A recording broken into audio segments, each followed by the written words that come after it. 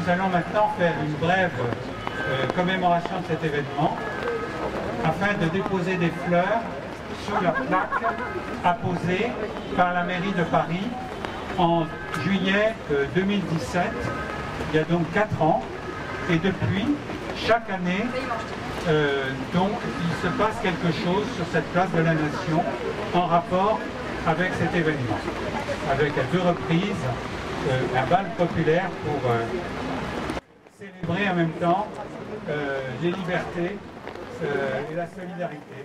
En 2 mots, un cortège le 14 juillet venant de la Bastille est arrivé jusqu'ici et le carré des Algériens du MTLD, favorable à l'indépendance de l'Algérie, s'est fait attaquer par la police qui n'a pas supporté qu'ils arboraient des drapeaux algériens et des mots d'ordre demandant l'indépendance de l'Algérie et la libération du leader du MTLD, Messali Hadj, à l'époque. Donc, 7 morts, 6 Algériens et un responsable de la fédération CGT des métallurgistes, Maurice Muro, qui a été aussi assassiné par balle par les policiers parce qu'il s'interposait pour défendre ces syndiqués algériens qui étaient nombreux dans la métallurgie, bien entendu, à cette époque-là. Voilà, donc je vais passer immédiatement la parole à Madame la maire de l'arrondissement.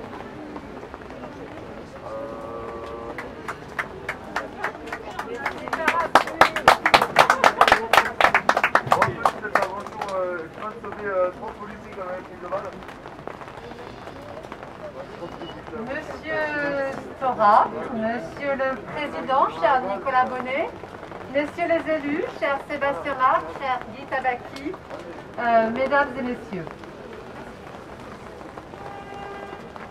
L'histoire n'a de compte à rendre qu'à la vérité, tandis que, comme le disait Jacques Le Goff, la mémoire ne cherche à sauver le passé que pour servir au présent et à l'avenir.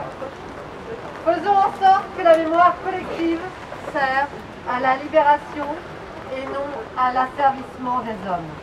Fin de citation. À laquelle j'ajouterai et des femmes. L'émergence des régimes totalitaires et le souvenir de leurs crimes nous ont fait prendre conscience du danger insoupçonné d'un mets distribué parmi toutes ces tyrannies. L'effacement de la mémoire, bien sûr, le XXe siècle n'a pas l'apanage des destructions mémorielles. Pensons aux pharaons qui brisaient régulièrement les portraits de leurs prédécesseurs pour leur faire oublier jusqu'à leur existence.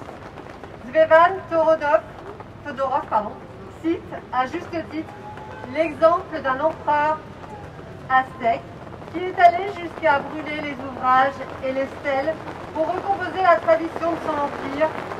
Ironie de l'histoire, il fut victime du même stratagème de la part des conquistadors espagnols qui s'échinèrent à gommer leurs traces de la grandeur de sa civilisation.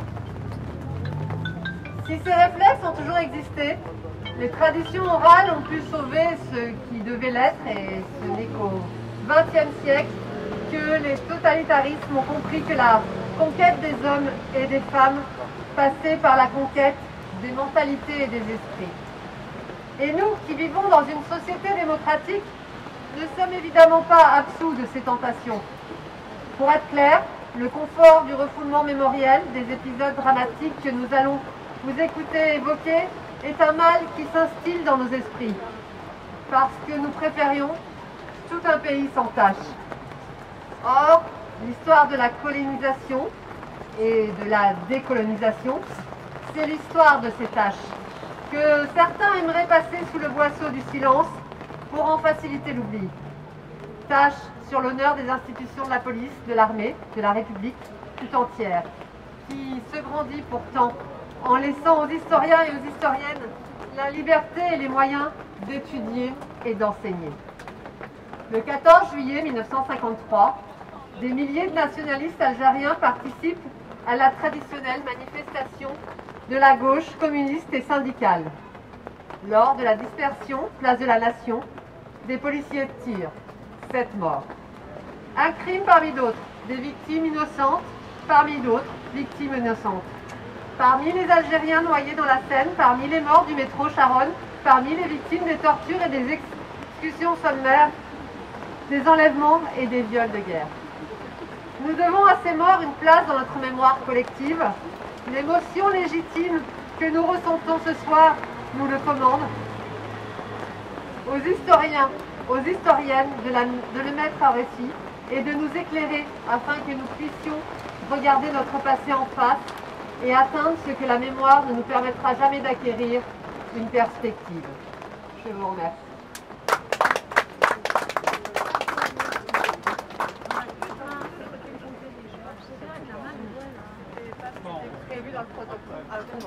Bon, voilà. Alors, maintenant, ça va être Nicolas Bonnet, qui est élu municipal au Conseil de Paris et responsable, président du groupe qui s'appelle Communistes et Citoyens. Voilà, Communistes et Citoyens. Voilà. Nicolas a d'ailleurs contribué, il y a 4 ans, à la demande qui a abouti à la pose de la plaque que vous avez là. Merci Madame la maire. Je voudrais évidemment remercier l'ensemble des associations qui font vivre cette mémoire avec cette initiative, la Ligue des droits de l'homme. Je vois Attaque, j'en vois d'autres. Je voudrais remercier aussi les camarades du Parti communiste qui ont beaucoup œuvré aussi pour que cette mémoire continue. Alors moi j'ai juste fait de porter un message au Conseil de Paris en 2015 d'abord, puis en 2017 par la voie d'un vœu, puis une délibération. Ce message, c'est celui de Daniel Kupferstein, qui est là, Daniel. Kupferstein, excuse-moi Daniel, j'ai écorché ton nom. On s'était rencontré avec Daniel ici, dans un café, juste à côté. Et le travail qui a été engagé par Daniel, c'est d'abord un travail qui a été de rechercher les familles, rechercher le parcours des victimes jusqu'en Algérie. Et puis ça a été aussi un travail de conviction politique. Puisque pour la petite histoire, Catherine Vieux-Charrier, qui était adjointe à la mémoire, adjointe communiste, avait été convaincue, mais Bertrand Delanoë n'avait pas été convaincu à l'époque. Et il a fallu qu'on bataille, comme c'est le cas bien souvent, au Conseil de Paris, en d'abord déposant un vœu, puis l'aboutissement d'une délibération. Et puis ce qu'a fait Daniel avec l'appui des associations que j'ai remerciées du Parti communiste, c'est donner du sens à cette commémoration avec d'abord un bal qui rappelle le bal du 14 juillet, puis les balles qu'ont pris malheureusement les militants du MLTD et de la CGT pour reconquérir ce qu'ils étaient venus chercher ici, c'est-à-dire la liberté, l'indépendance. Et ça donne du sens aujourd'hui quand on sait à la fois les questions de liberté qui traversent les débats de notre société, les questions d'indépendance de certains pays. C'est encore le cas, vous le savez, en Algérie, puisque il y a 2 ans, nous avions un débat ici, très profond, sur la question de la situation en Algérie. Et ce qu'ont fait ces militants associatifs autour de Daniel, c'est bien sûr continuer cette mémoire, mais donner du sens et transmettre aux futures générations. Et encore aujourd'hui, ce qui s'est passé avec la projection du film au MK2 est vraiment cette notion que l'on veut donner dans cette façon de transmettre la mémoire. Malheureusement, la météo n'est pas du rendez-vous. On ne pourra pas danser et puis boire ce soir pour faire la fête, mais en tout cas le cœur y est et c'est partie remise pour l'année prochaine. Merci à toutes et à tous et rendez-vous l'an prochain.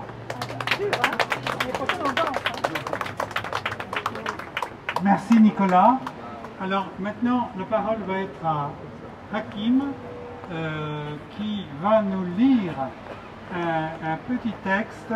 Nous avions annoncé la présence de Sadek Hadjires qui est dans le film qu'on a vu tout à l'heure et qui était un des militants du PCA à l'époque, en 1953, après avoir été militant du PPA-MTLD, et qui avait assisté sur le port d'Alger à l'arrivée des 6 cercueils des victimes qui allaient être inhumés dans leur village d'origine.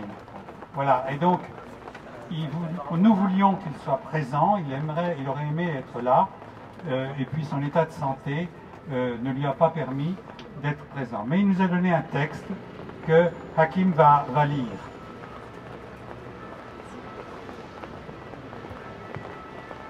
Bonjour tout le monde. Allô? Oui, c'est bon. Donc je vais lire le texte de Sadek. Allô? Ouais. Plus fort? Vous avez remarqué que j'ai pas l'habitude de... Et vous m'excuserez si je massacre un peu le texte. Donc je vais vous lire le texte qu'a envoyé Sadek Hadjares pour cette commémoration. Donc 14 juillet 1953, des fusillés algériens à Paris. Texte de Sadek Hadjares. Chers camarades et amis, défenseurs des droits de l'homme, de la paix et de la solidarité entre les peuples. Tout d'abord, mes excuses de ne pouvoir être aujourd'hui parmi vous pour des raisons de santé. Ma déception est atténuée par le réconfort de votre commémoration, initiative que vous avez organisée et maintenue une fois de plus, malgré la pluie.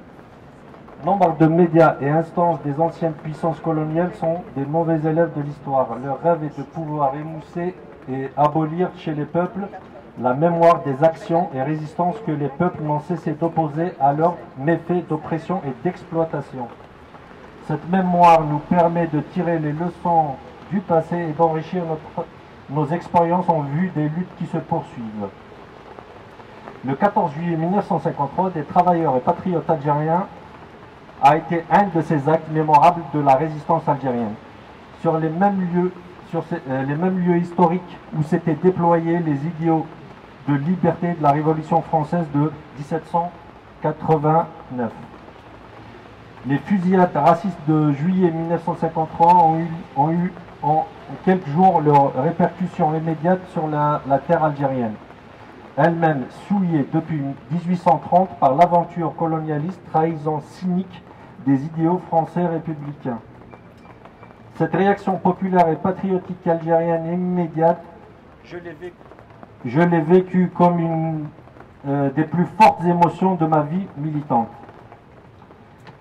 D'abord sur l'esplanade du port d'Alger, sous un soleil éclatant, avec une impressionnante garde d'honneur de la corporation des dockers algériens CGT UGSA.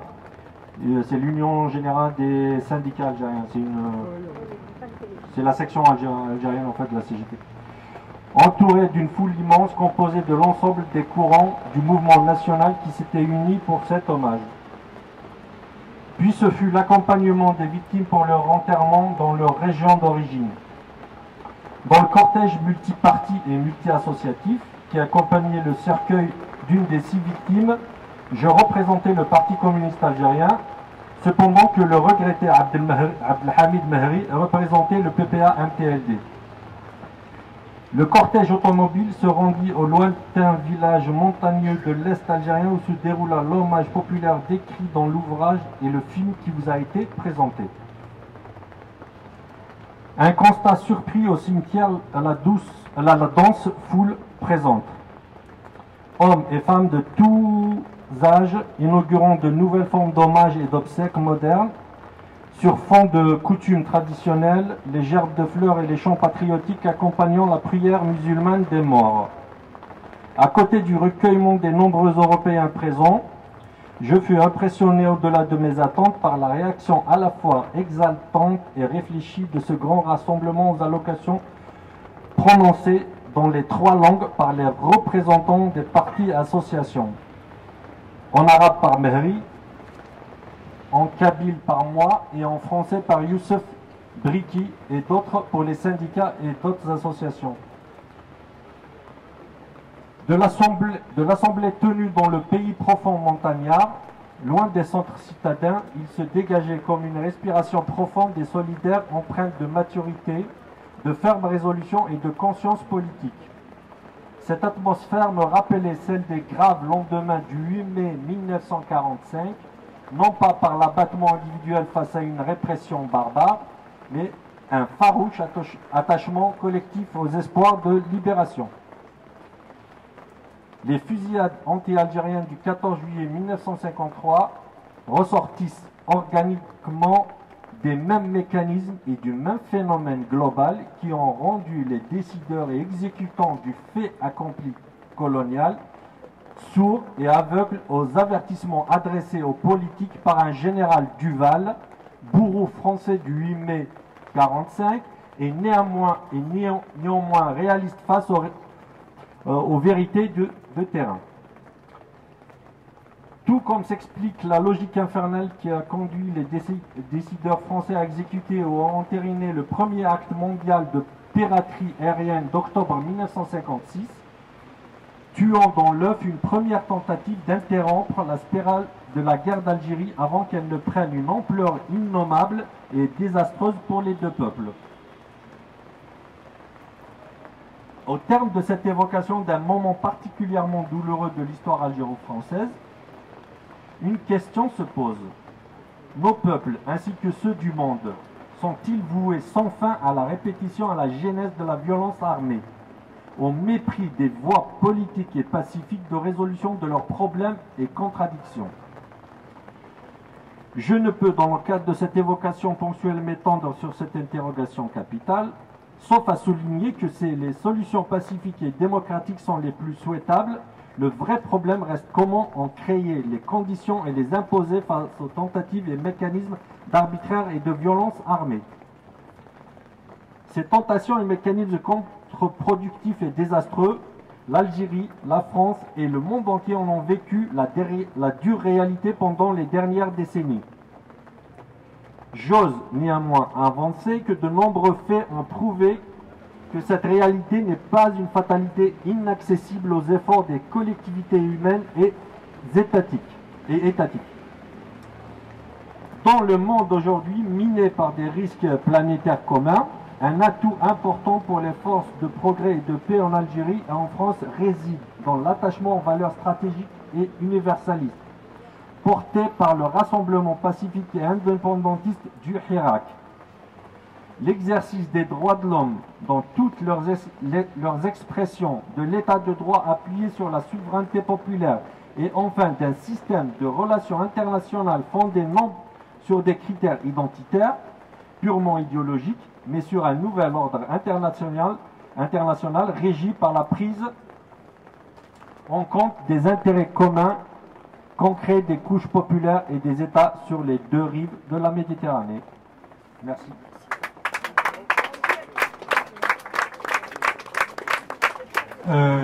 J'annonce les trois derniers intervenantes et intervenants qui ont précédé le dépôt des gerbes de fleurs que vous avez là. Nous avons d'abord demandé à deux militantes de la Ligue des droits de l'homme, Nathalie Théiot d'abord sur les violences policières récentes et Sophie Vanish, historienne, sur le problème de l'accès aux archives, de dire un mot. Puis, pour terminer, c'est Sébastien, qui est élu municipal dans le 12e à la mémoire, qui nous dira quelques mots, puis après on déposera les fleurs. Nathalie. Merci. Je vais d'abord avoir une pensée pour les manifestants du Hirak, parce que... Merci. Et aujourd'hui même, on a un communiqué, c'est pour ceux qui veulent le voir, c'est un communiqué qui est sorti aujourd'hui. Au vu de la répression des manifestants et manifestantes pacifiques, la France doit réexaminer ses exportations d'armement en Algérie.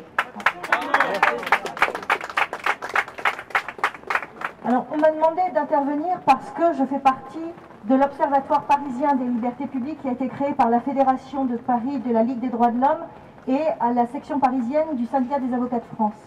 Et nous nous sommes créés au printemps 2019 assez tardivement par rapport à d'autres observatoires dont vous avez dû entendre parler, comme l'Observatoire toulousain, l'Observatoire nantais ou à Montpellier, où la Ligue des droits de l'homme a à chaque fois essayé de documenter, parfois dès la loi travail, enfin, quand les militants ont trouvé assez de force pour pouvoir être sur le terrain en fait, et c'est pour pouvoir documenter ce qui se passe en maintien de l'ordre. Alors pour ceux qui ont vu le film, vous avez dû voir que la première réaction de la préfecture consiste à nier les violences qui sont commises et à attribuer à ceux qui sont victimes le fait qu'on les considère comme des délinquants et qu'on va les criminaliser.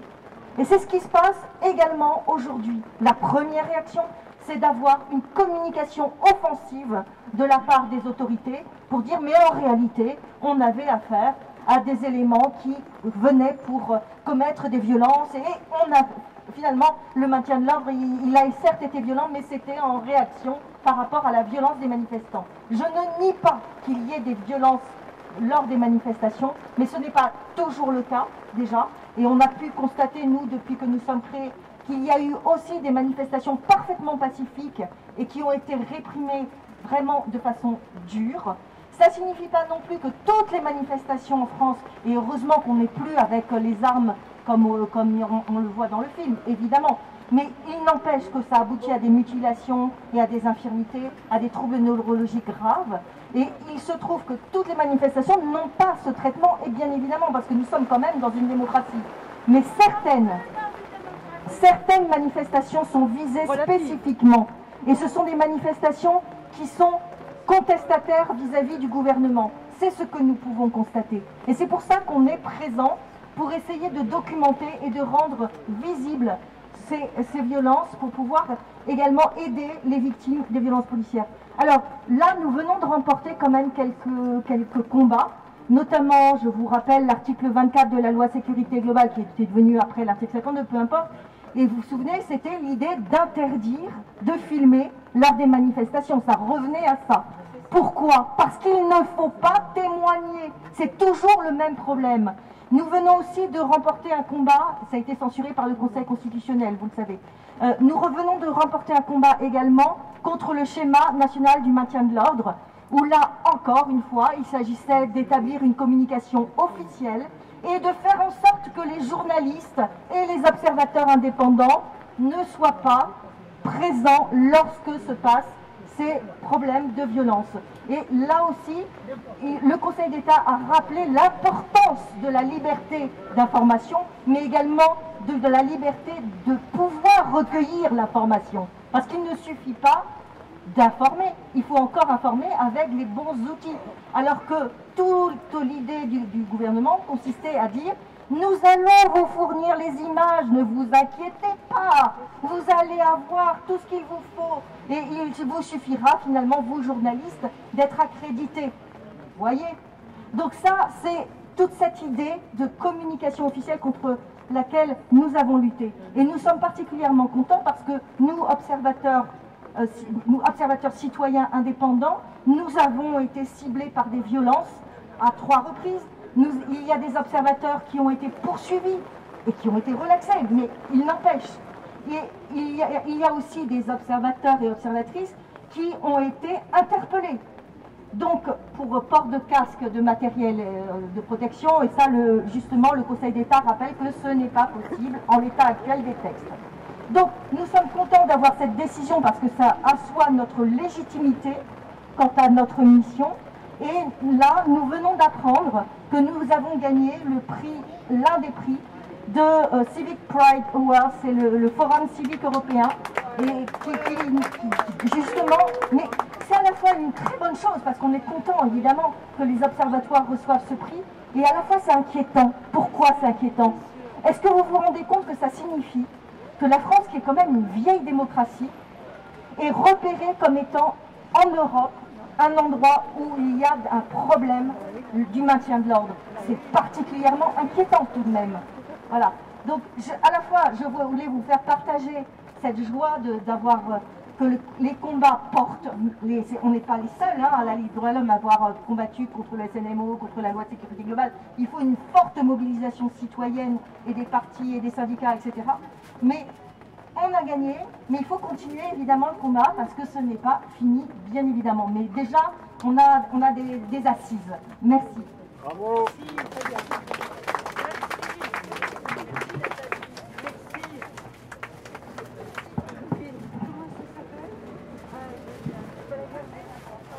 Bonsoir. Alors il me revient de vous parler de la question des archives. On a beaucoup parlé dans les différentes séquences précédentes de l'ouverture et au fur et à mesure de mémoire. Et c'est très important la mémoire, mais il y a une double mémoire. Il y a la mémoire des gens qui ont vécu les événements, comme la lettre qui a été lue, ou en tout cas qui a vécu le retour des cadavres et qui a dû s'occuper des funérailles. Et puis il y a la mémoire transmise. On a évoqué les deux. La mémoire vécue produit des archives psychiques. Les gens qui ont vécu des événements ont quelque chose de marqué à l'intérieur de leur corps. Et dans les périodes d'effroi, pour faire disparaître ces archives-là, il faut faire disparaître ces corps et il faut faire disparaître les témoins. Et c'est ce qu'on appelle effectivement la disparition dans plein de pays d'Amérique du Sud, mais aujourd'hui, d'une manière particulière au Mexique, d'une manière particulière en Syrie, d'une manière particulière dans des tas d'endroits qui sont des lieux de l'effroi.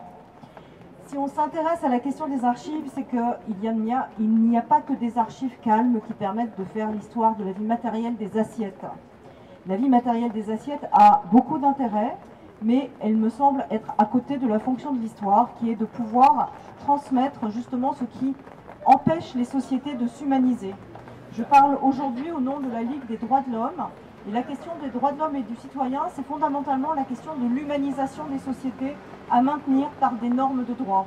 Parce qu'on ne fait pas confiance nécessairement à la possibilité des êtres humains à toujours maintenir leur éthique.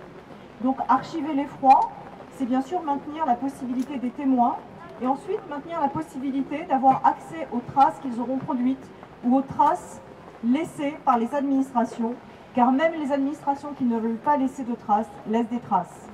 C'est pourquoi aujourd'hui il y a une bataille des archives qui met en scène la lutte démocratique au sein de nos institutions.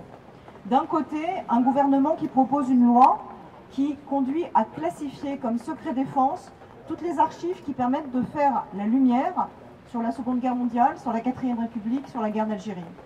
De l'autre côté, un Conseil d'État, et là aussi, comme Nathalie, je voudrais souligner que c'est une victoire, qui le 2 juillet 21 a déclaré illégale et a annulé la procédure de déclassification des archives secret défense de plus de 50 ans. La question n'est cependant pas close, car il y a un article 19 du projet de loi qui affirme qu'il y a nécessité d'agir pour prévenir des actes de terrorisme et de donner ainsi liberté aux renseignements d'agir comme ils veulent. Il y a là l'impossibilité pour la postérité de savoir comment ont agi les gens qui nous représentent en notre nom. D'après le philosophe Patrice Loro, les sociétés deviennent totalitaires lorsqu'on ne réussit plus à se représenter ce que nos aïeux ont fait en termes de production d'effroi et de déshumanisation dans les sociétés. Car à ce moment-là, la sensibilité des uns et des autres est détruite. Cette question des archives n'est donc pas simplement une question de vérité policière, comme dirait Walter Benjamin. C'est une question de vérité démocratique. Et c'est pourquoi c'est la Révolution française qui a mis en place les premières lois sur les archives en tant qu'elles devaient être des objets accessibles au public. Mais c'est aussi la Révolution française, dans sa phase contre-révolutionnaire, j'oserais dire, car je crois que Thermidor est contre-révolutionnaire, eh bien, qui a demandé à ce qu'on détruise des archives, et en particulier qu'on détruise les archives qui concernaient les massacres de septembre. Que tout le monde consente à anéantir les pièces qui peuvent amener des résultats si fâcheux, déclare Tallien, c'est-à-dire le résultat de mettre en accusation ceux qui ont participé au massacre de septembre. Et face à cela, ceux qui ne sont pas d'accord avec l'idée de détruire les archives, eh bien, il y a plutôt l'idée, le passé n'est plus à nous, il appartient à la postérité. On ne doit jamais oublier, même si nous devons vivre en réussissant à panser les plaies de nos concitoyens. Et il y a là la question du temps qui s'écoule. Faire archive, ça prend du temps. Faire archive, c'est déposer des choses dans un lieu secret, mais ce secret, un jour, doit être levé pour être en démocratie et produire non pas une simple transmission, mais un débat historiographique. Car lorsqu'on ouvre les archives, eh bien, il s'agit de les interpréter. On le sait aujourd'hui avec le Rwanda. On a un rapport qui a été fait et qui est controversé. D'un côté, des gens se félicitent qu'on reconnaisse la responsabilité relative de l'État français. De l'autre côté, on trouve que ce relatif responsabilité n'est pas à la hauteur de ce qui a été engagé par l'État. On a la question qui se pose évidemment avec la question des archives qui nous concernent, qui sont celles de l'Algérie et de la guerre d'Algérie. Et là, on a effectivement des gens au cœur de l'État qui détruisent les archives. Et les gens qui, à l'intérieur du corps, qui est un corps particulier à l'intérieur de l'État, qui est un corps qui a une très grande responsabilité, eu égard à cette humanisation par l'histoire, eh bien, à l'intérieur de ce corps, il y a une guerre. Il y a une guerre entre ceux qui veulent détruire les traces et ceux qui veulent protéger les traces. Cette guerre conduit certains à accepter de témoigner, par exemple, à un procès, comme le procès Papon, et ensuite être placardisés par d'autres qui ne sont pas d'accord avec l'idée de lever les secrets d'État.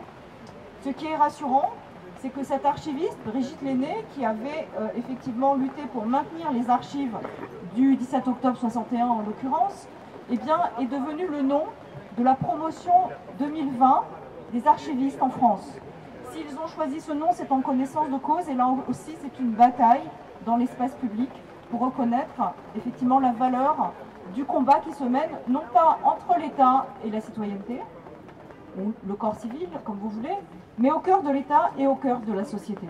Et donc il va falloir essayer de penser, et c'est le rôle sans doute de la Ligue des droits de l'homme, une manière de mieux interagir entre l'État et la société pour pouvoir mettre en place les garde-fous de l'intérieur même des lieux d'archives. Car si c'est du cœur de l'État qu'effectivement eh bien, la chose est détruite, alors c'est du cœur effectivement que nous ne pourrons pas reprendre la main pour pouvoir mettre en place cette fameuse politique de transmission qui est une politique de l'histoire et de la mémoire des gens qui ont vécu et non pas de la simple mémoire. Je crois que c'est l'honneur de la République que de défendre le droit d'accès aux archives publiques. Je crois qu'il y a de tristes permanences dans la volonté de détruire les archives qui sont des archives qui font trace. Il reste à ce moment-là simplement les archives psychiques. C'est la responsabilité magnifique des documentaristes que de donner à entendre les traces psychiques des témoins. Merci beaucoup.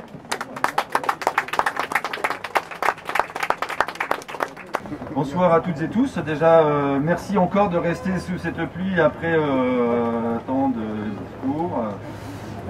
Donc je ne vais pas parler au nom, enfin en tant qu'élu municipal, parce que je suis à la fois élu municipal, mais également à la section du Parti communiste dans le 2e arrondissement, à côté, rue du Rendez-vous. Et donc pour vous dire simplement, très rapidement, que depuis le début, la section, avec la LDH, avec ATTAC, avec la CGT, avec toutes les autres organisations, lors des précédents balles, on était toutes les organisations progressistes du 12e, et il y en a beaucoup, c'est ça qui est bien. On était présents pour l'organisation des balles, faire vivre cette place sur une date aussi importante que le 13 juillet.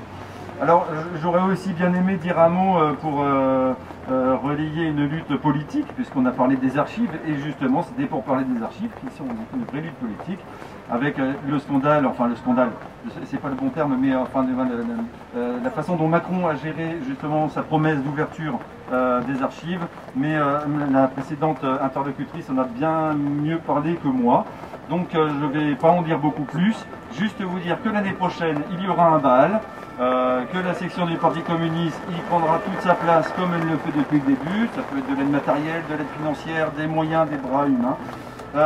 Et qu'on est toujours tous et toutes les camarades, que toutes nos organisations, très heureux de vous retrouver et on a hâte de faire la fête ensemble. Et d'installer un chapiteau en cas de pluie l'année prochaine.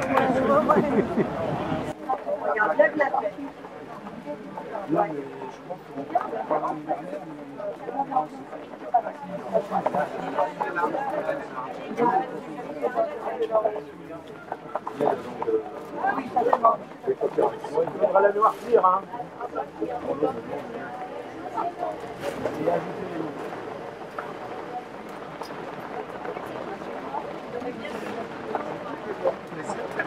On va laisser passer les autres. Ici, là. Ouais. C'est 7 personnes qui étaient là. Ils étaient venus manifester, leur police a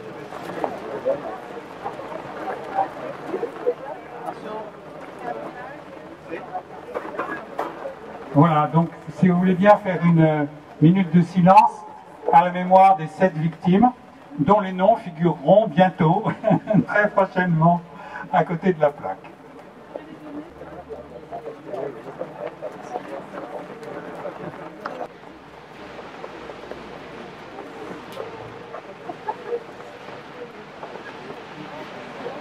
Le plus important, c'est ça.